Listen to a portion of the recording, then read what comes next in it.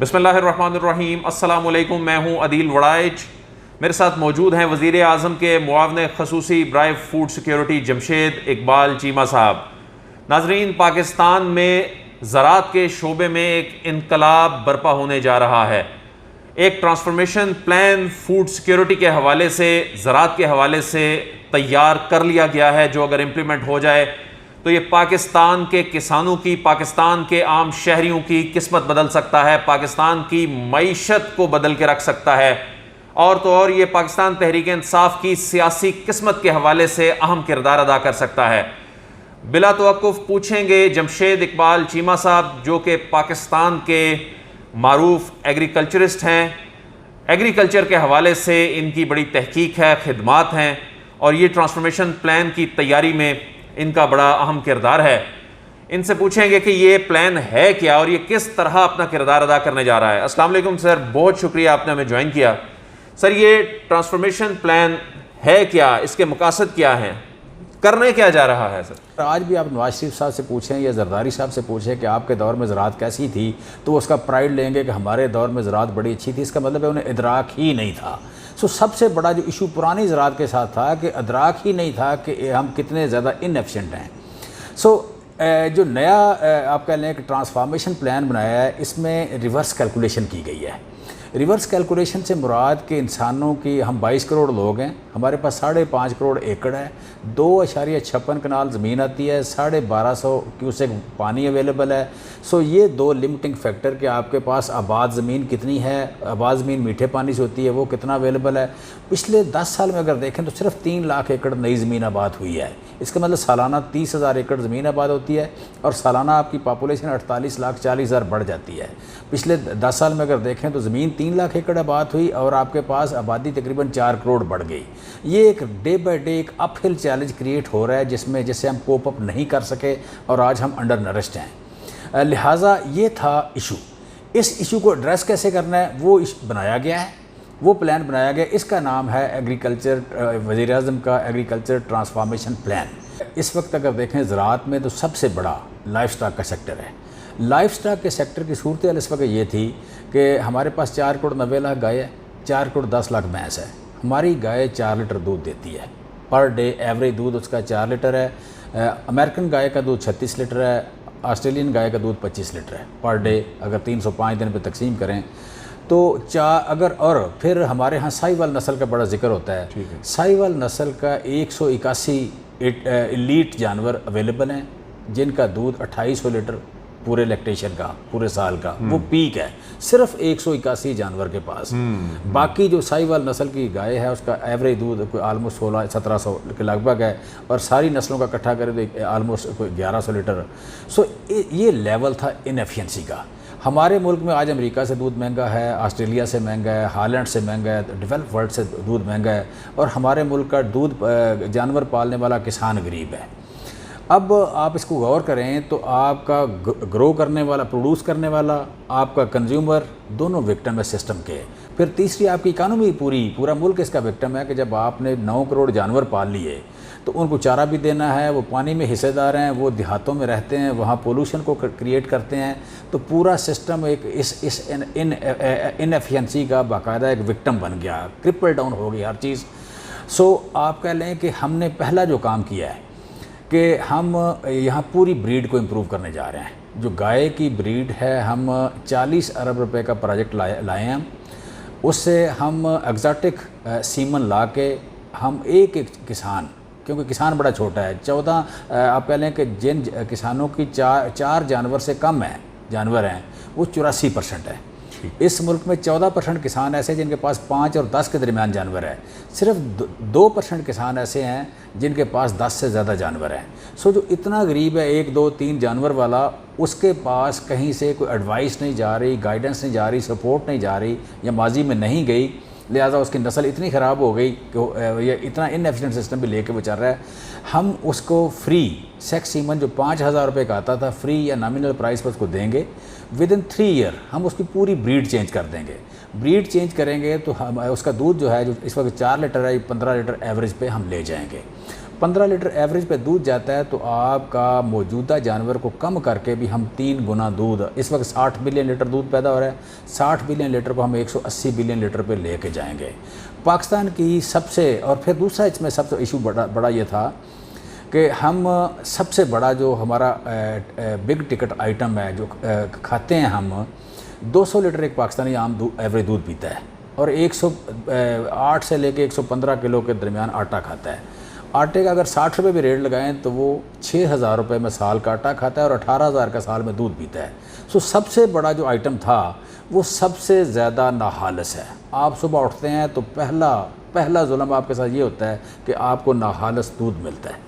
सो हर रोज़ ये वारदात सारे 50% जो लोग शहरों में रहते हैं, ऑलमोस्ट 45%, उन सारों के साथ ये वारदात सुबह सुबह पहली वारदात ये होती है। पैसा दे के भी आप खालिस दूध नहीं खरीद सकते। खालिस दूध खरीद नहीं सकते, ठीक है। सो आप कह लें कि ये मतलब पिछले कई साल से हो रहा था, कभी इसकी तरफ तवज्जो नहीं दी किसी ने। हमने 2020 में फूड अथॉरिटी को हमने एक्टिवेट किया कि दूध की क्वालिटी को मेंटेन करना है। लाहौर में हम 80% कामयाब हो गए करने में। अब इसको हम आप कह लें कि पंजाब के तमाम बड़े शहरों में करने जा रहे हैं कि किसी बड़े शहर में दूध जो है रेप्लिका करने चाह रहे हैं कि किसी बड़े शहर में दूध जो है टेस्ट हुए बगैर ना आ सके, लिहाजा खालिस दूध लोगों को मिलेगा। ये पहली हमारी गवर्नमेंट का आप कह लें कि टारगेट है कि दूध खालिस मिले। दूसरी बात कि दूध फ्यूचर में सस्ता हो, और तीसरी बात कि जो दूध पैदा करने वाला है वो दूध पैदा ज़्यादा करे, उसकी गाय जो है उतना पानी पी के या उतना चारा खा के दूध ज़्यादा दे और उसकी इनकम बढ़े। लिहाजा टारगेट हमारा ये है। ये हो गया दूध और लाइफ स्टॉक के हवाले से। लाइफ स्टॉक में भी नस्ल इम्प्रूव कर रहे हैं। हमारा नॉर्मली यहाँ पे गाय का बच्चा जो है मेल, उसका एवरेज वज़न बढ़ता है डेली 500 ग्राम। दुनिया में स्टैंडर्ड है कोई 1100 से 1200 ग्राम। वहाँ हम बड़े बिग वे में इनएफिशिएंट हैं। तो इनएफिशिएंसी का सिस्टम कभी आपको अमीर नहीं कर सकता, कभी आपको खुशहाल नहीं कर सकता। सो स्पेसिफिक एनिमल जो आप कह गोश्त वाले वो, और स्पेसिफिक एनिमल जो दूध देते हैं वो, ये ला के हम दूध की प्रोडक्शन आप कह लें 3 गुना और इसकी गोश्त की प्रोडक्शन दुगनी ये करने जा रहे हैं। कब तक होगा सर, ये बताएं कि ये तो मतलब क्या कोई 5-7 साल में जाके इम्प्लीमेंट होगा या मौजूदा दौरे हुकूमत में इम्प्लीमेंट हो जाएगा? ईद के बाद इम्प्लीमेंट हो जाएगा। ये ईद के बाद इम्प्लीमेंट हो जाएगा? इस ईद के बाद इसका इफ्तिताह हो रहा है और साथ ही इम्प्लीमेंट हो जाएगा। अच्छा, इसके बजट से अप्रूव हो रहे हैं। इस बजट अप्रूव हो गए हैं और प्रीलिमिनरी हमने इन्वेंट्री इसकी बिल्ड कर ली है। सो आप कह रहे हैं जो बात में कर रहे हैं 40 बिलियन का एग्जॉटिक सीमन जो है वो भी उसमें से 1,21,000 डोज हमने मंगवा ली है, ठीक है, और काम शुरू कर। और ये नस्ल तब्दील होते हुए कितना टाइम लग जाएगा इस पर? मैं समझती 3 साल में आपका मतलब हम हर साल 30 लाख गाय को लगाएंगे। 30 लाख गाय को लगाएंगे तो अगर 4 करोड़ 90 लाख गाय है तो उसमें बेसिकली जो इस वक्त मिल्किंग स्टेज पे होगी वो होगी 1/3, 1 करोड़। सो 1 करोड़ की आप कह लें हमारे पहुंचने तक ये जो रोई में चोलस्तान में रहती है वहाँ थोड़ा लेट पहुँचेंगे। जो आप कह लें बंदोबस्ती एरिया में जितने भी हैं उसको मतलब 2 साल में पहुँच जाएंगे हम। सो आगे फिर इस सिस्टम को हमने रोकना नहीं है। अच्छा, आगे अच्छा सर, मैं फिर ये है कि वो सिर्फ हम इंपोर्ट नहीं करेंगे, साथ ही हम सेंटर ऑफ एक्सीलेंस बना रहे हैं जहाँ ये टेक्नोलॉजी लोकल प्रोड्यूस करेंगे। टेक्नोलॉजी लेके आ रहे हैं हम यूवास में या यहाँ सेंटर ऑफ क्या नाम पार्क में यहाँ पे डिसाइड कर रहे हैं कि कहाँ जल्दी एक एक्सक्लूसिव यूनिवर्सिटी बनाएंगे इसकी ब्रीडिंग की, कि जो लेके चले इसको और ये एक मुश्किल फिनोमिना बन जाए। हम अल्टीमेट जो टारगेट है वो है जो 7,000 या 8,000 या 10,000 लीटर जो है पर लैक्टेशन गाय दूध दे। इंटरनेशनल स्टैंडर्ड को हम मीट करेंगे। ये नहीं है जिस तरह पोल्ट्री ने इम्प्रूव किया है उसी तरह आपकी जो लाइफ स्टॉक है ये सारी की सारी इम्प्रूव करेगी। लेकिन जो डिफरेंस है वो ये है कि ये छोटा सेगमेंट है। छोटे सेगमेंट को इम्प्रूव करने से सोसाइटी में खुशहाली आती है, चंद लोगों के अमीर होने से खुशहाली नहीं आती। सो ये जो सेगमेंट है यहाँ कारपोरेट को सपोर्ट नहीं किया जा रहा, यहाँ सपोर्ट किया जा रहा है जो आप पहले छोटा सेगमेंट है। बिल्कुल ठीक है। अच्छा सर, ये बताएं चीमा साहब के ग्रेन्स पर जाने से पहले मैं ये सवाल करूँगा कि लाइव स्टॉक की जब हम बात करते हैं, जब हम डेयरी प्रोडक्शन की बात करते हैं, यूरोप के बहुत से ममालिक ऐसे हैं जिनकी एक्सपोर्ट्स में उनकी डेयरी की प्रोडक्शन का बहुत बड़ा किरदार है। अनफॉर्चुनेटली पाकिस्तान में ये आलम है कि जिस तरह के हम बात भी कर रहे हैं कि ये ज़री मुल्क होने के बावजूद यहाँ पर रकम होने के बावजूद ना आप खालिस दूध ख़रीद सकते हैं, ना आप खालिस अशिया जो हैं वो ख़रीद सकते हैं। ये चीज़ जो है ये पाकिस्तान की मईशत पे कितना बड़ा, इसकी पाकिस्तान की जो एक्सपोर्ट्स हैं इस हवाले से उसमें कितना बड़ा किरदार अदा करेगी? देखें, जो एक डॉक्यूमेंटेड कह लें या एस्टिमेटेड और डॉक्यूमेंटेड जो इंटरनेशनल अदारे हैं उनकी तरफ से वो ये है कि हम, चूँकि हमारे पास जानवर, शायद इंडिया के पास सबसे ज़्यादा जानवर हमारे पास है। दूध के बड़े प्रोड्यूसर अगर देखें तो अमेरिका है, इंडिया है, फिर मतलब ब्राज़ील है, लेकिन जानवर हमारे पास, इंडिया के पास सबसे ज़्यादा जानवर हमारे पास है। हमारा पोटेंशियल जो है ये $25 बिलियन की एक्सपोर्ट का पोटेंशियल है कि हम दूध और दूध के प्रोडक्ट्स, चीज़ की बात करें, बटर की बात करें। ये आप सिर्फ लाइफ स्टॉक की बात करें $25 अरब या ज़रात की कुल मिला के? नहीं, लाइफ स्टॉक की। अच्छा, लाइफ स्टॉक का $25 अरब? Milk and milk products, $25 billion के इसका एक्सपोर्ट का पोटेंशियल है। लेकिन अनफॉर्चुनेटली आज तक इस पर कोई तवज्जो ही नहीं दी जा सकी, कभी काम नहीं हुआ।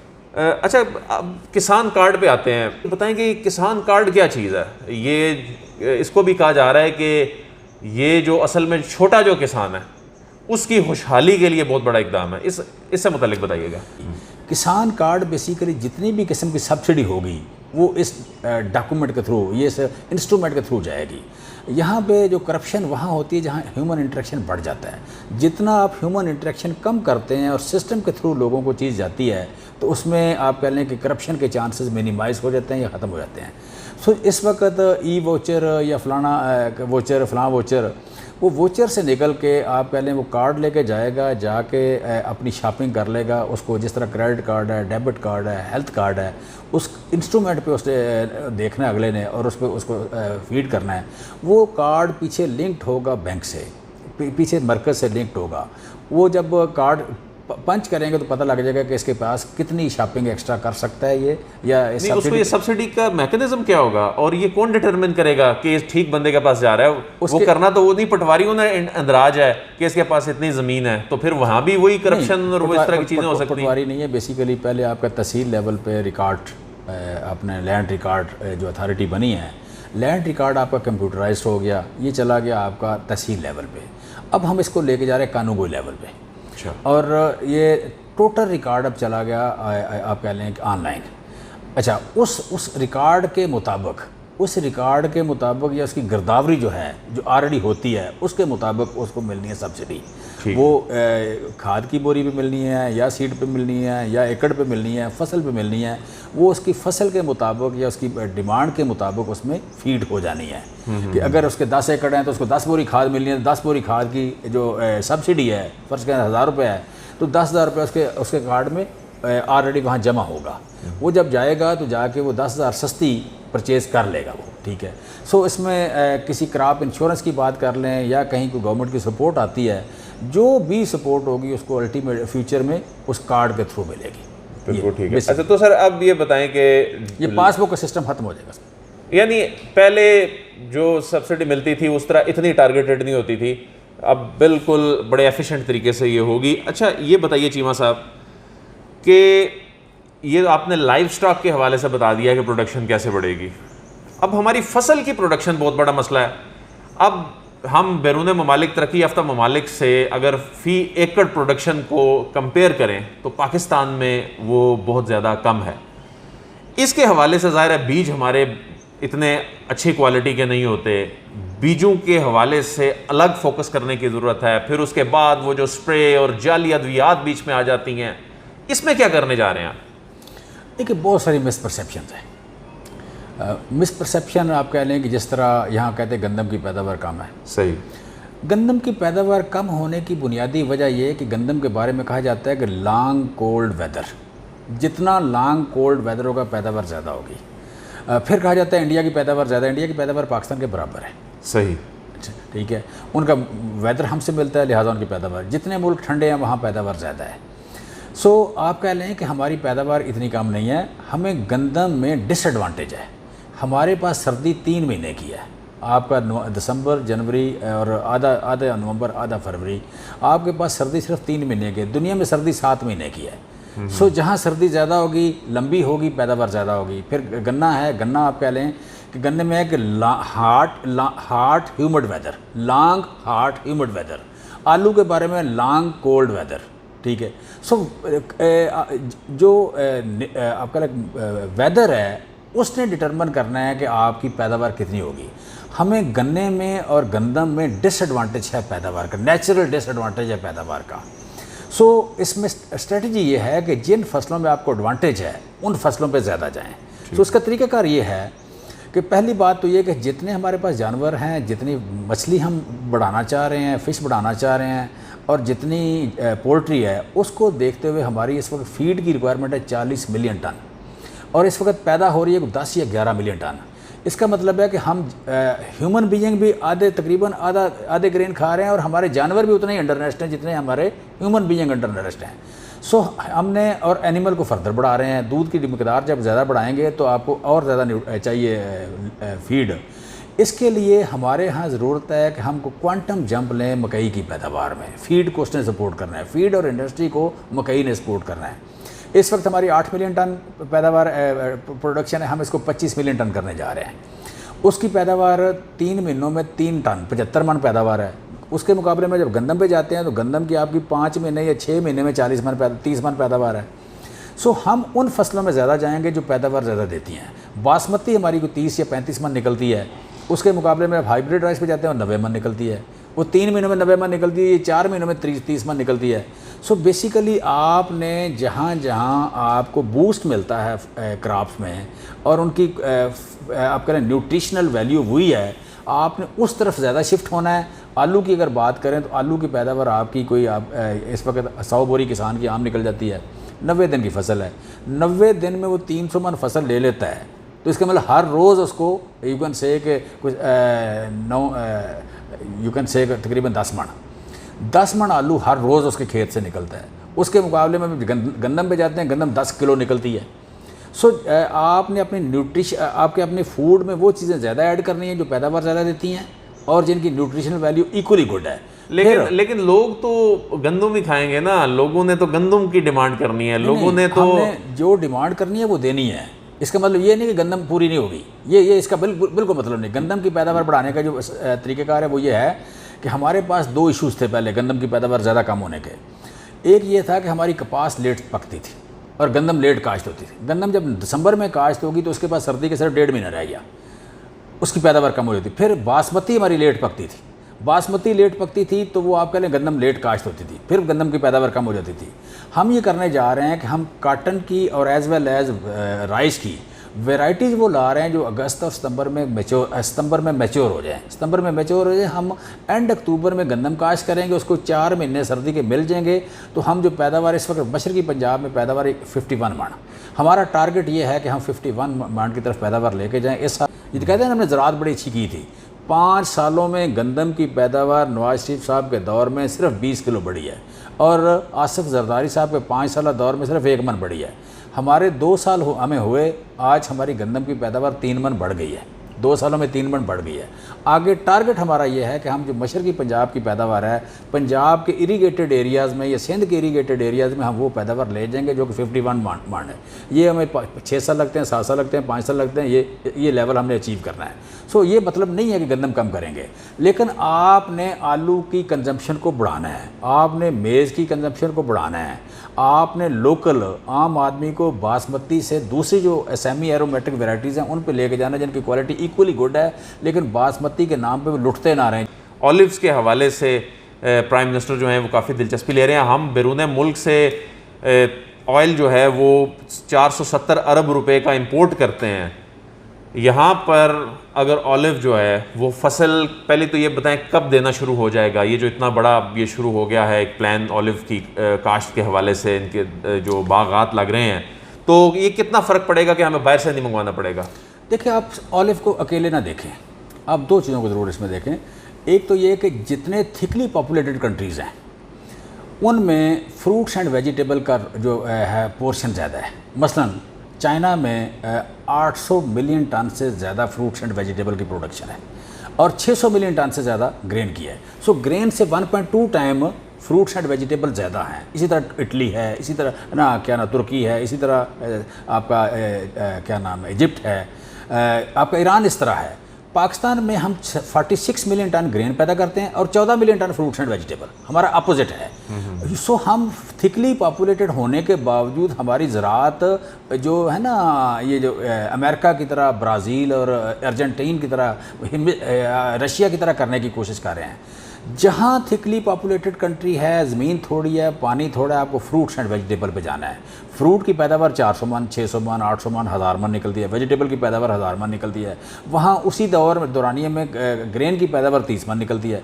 सो हमें बेसिकली ओवरऑल हम जा रहे हैं फ्रूट्स एंड वेजिटेबल का बिलियन ट्री सुनामी हम नए सिरे से लॉन्च कर रहे हैं। अच्छा, उसके लिए हमने पूरी तमाम यूनिवर्सिटियों को एंगेज कर लिया है। जितनी ज़मीन हमारे पास अवेलेबल है उनके लिए, या बाकी गवर्नमेंट के फार्म्स, हम वहाँ नर्सरीज, सर्टिफाइड नर्सरी डेवलप कर रहे हैं।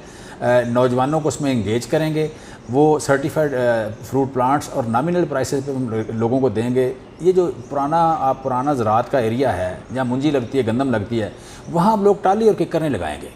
और हमने इधर प्लांट भी पूरे करने हैं ताकि आपका इकोसिस्टम बेहतर हो। और साथ हमने फ्रूट ट्री जो है फलदार पौधा, ज़मीन के लिए एक मिठास की अलामत है। वो उसको प्यार करता है बच्चों की तरह, और उसको अच्छा, हम उसके डेरे पे, उसके घर पे, उसकी गली पे, सड़क के किनारे, रेलवे ट्रैक के पास, मोटरवे के पास, हर जगह जहाँ जहाँ ज़मीन का चप्पा खाली है, ज़मीन पानी, बारिश बरसती है या पानी आ सकता है, फ्रूट ट्रीज़ की ड्राइव चला रहे हैं। उसमें एक तो ये हो गया। दूसरी है, ये कब तक होगा? शुरू कर दिया, ये शुरू कर दिया हमने शुरू कर दिया। नर्सरी डेवलप होना शुरू हो गई। मंडे को हमारी मंडे और ट्यूसडे 2 मीटिंग्स हैं। पहले हो चुकी हैं, एक हो चुकी है, सेकंड जैसे फाइनल कर रहे हैं चीज़ें नर्सरी डेवलप। उसमें एक फ्रूट ट्रीज़ की है और दूसरी है मेडिसिनल प्लांट्स की, कि पाकिस्तान के सारे यूनिवर्सिटियों के एक्सपर्ट्स हमने बुला लिए मेडिसिनल प्लांट्स के। पाकिस्तान की मेडिसिनल प्लांट की बहुत बड़ी इंपोर्ट हो रही है इस वक्त। आपका सारा जितना आपका क्या ना इसबगोल वो इंपोर्ट हो रहा है, आपकी ग्रीन टी सारी इंपोर्ट हो रही है, आपका अदरक इंपोर्ट हो रहा है, आपकी हल्दी तो बाहर जा रही है, लेकिन इस तरह लहसुन आपका इंपोर्ट। मेडिसिनल प्लांट्स ये बहुत बड़ी मार्केट है। सो मेडिसिनल प्लांट्स की बिग वे में हम ड्राइव चला रहे हैं कि वो एक लॉन्च कर रहे हैं। फिर दूसरा ये हो गया कि आपके फ्रूट ट्रीज़।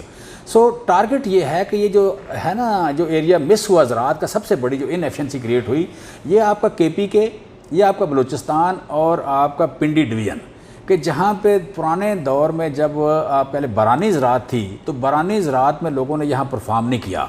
वो यहाँ ज़राअत का कल्चर नहीं था।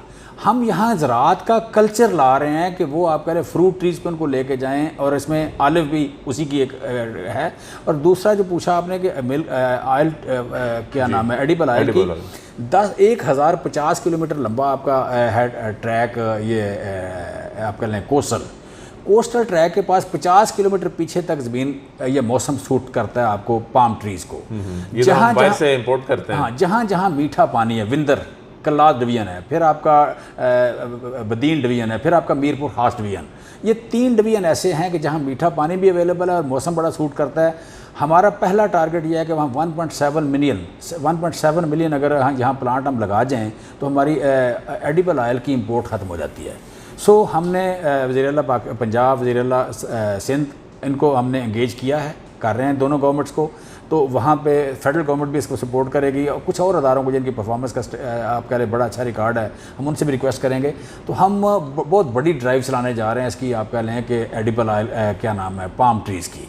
तो ये जो आपको नज़र आ रहा है ना, इसका ऑलिव ट्रीज़ का, ऑलिव ट्रीज़ डेफिनेटली बहुत बड़ा रोल प्ले करेंगे। ये सारा सेमी हिली एरियाज़ का ये, और साथ वो आप कह लें पाम ट्रीज़ ये। और तीसरी एक चीज़ और है कि हमारे पास क्रॉप्स में कहते हैं कैच क्रॉप्स, 2 बड़ी क्रॉप्स के दरमियान छोटी क्रॉप, उसमें दालें हम इंपोर्ट करते हैं और एडिबल ऑयल, उसमें सरसों या कैनोला एक एडजस्ट होता है और एक मूंगी की फसल एडजस्ट होती है। ये 2 फसलें एडजस्ट करके हम वहाँ से भी कंपनसेट करें, दालों को भी और इसको क्या नाम है, एडिबल ऑयल को भी। लिहाजा एक कंप्रीहेंसिव, आप किसी भी चीज़ का जिक्र करें। फिर हम यूनिवर्सिटियाँ बनाने जा रहे हैं, आप कह लें फूड टेक्नोलॉजी की एक्सक्लूसिव यूनिवर्सिटी बनाने जा रहे हैं।